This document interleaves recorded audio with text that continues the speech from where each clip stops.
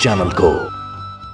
माता सीता के जन्म की रहस्यमय कथाएं। जिस प्रकार प्रभु श्री राम और माता सीता की कथाओं के कुछ भाग विभिन्न ग्रंथों और पुराणों में थोड़ी विभिन्नताएं लिए हुए मिलते हैं, ठीक उसी प्रकार माता सीता के जन्म दिवस को लेकर भी कई ग्रंथ एक मत नहीं है। वाल्मीकि रामायण के अनुसार प्रभु श्री राम से 7 वर्ष छोटी माता सीता का जन्म दिवस वैशाख मास के शुक्ल पक्ष की नवमी तिथि को जानकी जयंती के रूप में बताया गया है। तो वहीं निर्णय सिंधु के कल्पतरु आदि ग्रंथों में फागुन माह के कृष्ण पक्ष की अष्टमी के दिन सीता जी के जन्म का उल्लेख किया गया है। इसीलिए इस तिथि को सीता अष्टमी के नाम से भी संबोधित किया गया है और दोनों ही तिथियों को उनकी जयंती मनाई जाती है। तुलसीदास के रामचरितमानस के बाल कांड के अनुसार इस पर्व को जानकी नवमी के नाम से भी जाना जाता है। तिथियों में विभिन्नताओं के बाद भी माता सीता के जन्म को लेकर जितनी भी कथाएं कही गई हैं, वो सभी लगभग एक ही हैं, जिनके बारे में हम सभी जानते हैं। परंतु उन कथाओं से जुड़े कुछ रोचक और अनसुने तथ्य भी हैं,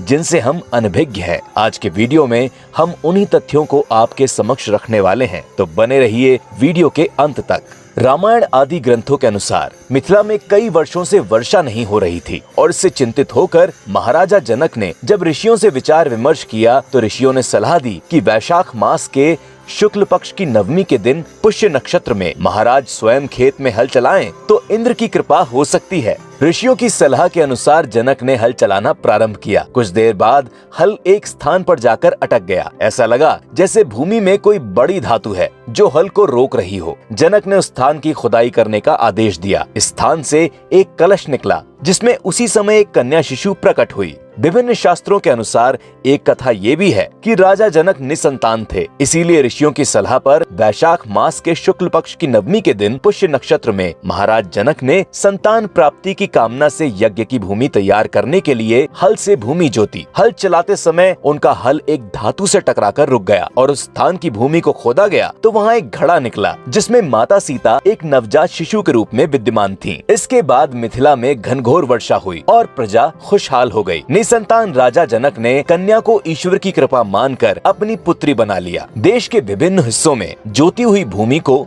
हल को और हल की नोक को भी सीता कहा जाता है। बहुत से स्थानों पर हल के उस फल को भी सीता कहा जाता है जिससे टकराकर कलश से कन्या की प्राप्ति हुई थी। इसीलिए उस कन्या का नाम सीता रख दिया गया। जनक दुलारी होने से माता सीता को जानकी, जनक सुता तथा मिथिला की राजकुमारी होने के कारण मैथिली व मिथिलेश कुमारी आदि कई नामों से जाना जाता है। साथ ही उन्हें भूमि में पाए जाने के कारण भूमिपुत्री या भूसुता का भी नाम दिया गया है। इस घटना से कोई संदेह नहीं कि माता सीता राजा जनक की पुत्री नहीं थी और सीता भी स्वयं को पृथ्वी की ही पुत्री माना करती थी। पर फिर वास्तव में उनके पिता कौन थे और वो धरती में गड़े कलश में कैसे आई, इसके पीछे की कथाएं भी बहुत रोचक हैं, जिनका उल्लेख अलग अलग भाषाओं में लिखी रामायण में विस्तृत रूप से किया गया है। संस्कृत की अद्भुत रामायण में लिखा गया है कि एक बार रावण कहता है, जब कभी जानकर या भूलवश मैं अपनी पुत्री से प्रणय की इच्छा करूं, तब वही पुत्री मेरी मृत्यु का कारण बने। अद्भुत रामायण के अनुसार एक बार गृत्समद नामक ब्राह्मण ने लक्ष्मी को पुत्री के रूप में पाने की कामना से एक पूजा आरंभ की। उस पूजा में उसे प्रतिदिन मंत्रोच्चारण के साथ एक कलश में दूध की बूंदें डालनी होती थी। एक दिन जब ब्राह्मण अपनी कुटिया में नहीं था, उसी समय वहाँ रावण आ गया और वहाँ उपस्थित सभी ऋषियों को मारकर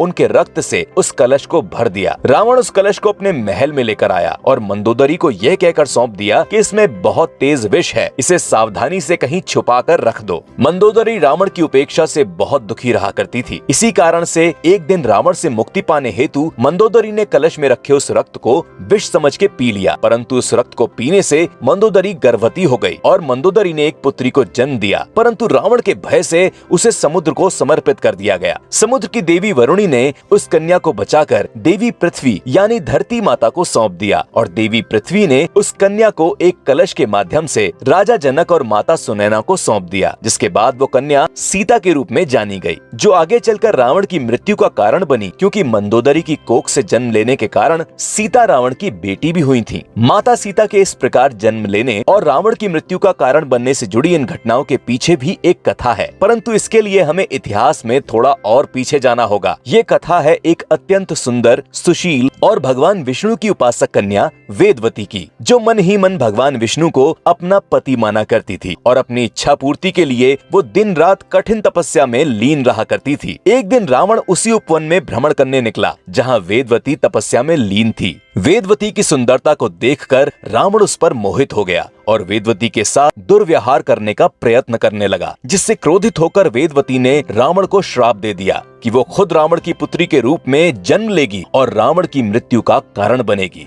श्राप देकर उसी क्षण वेदवती ने हवन कुंड में कूदकर आत्मदाह कर लिया। कालांतर में वेदवती का अगला जन्म माता सीता के रूप में हुआ, जो रावण की मृत्यु का कारण बनी। हमें उम्मीद है कि माता सीता के जन्म से जुड़ा ये रोचक कृष्णा कृष्णा कृष्णा हरे हरे, हरे राम राम राम हरे हरे। ऑल इंडिया पद यात्रा अभी सीतामढ़ी से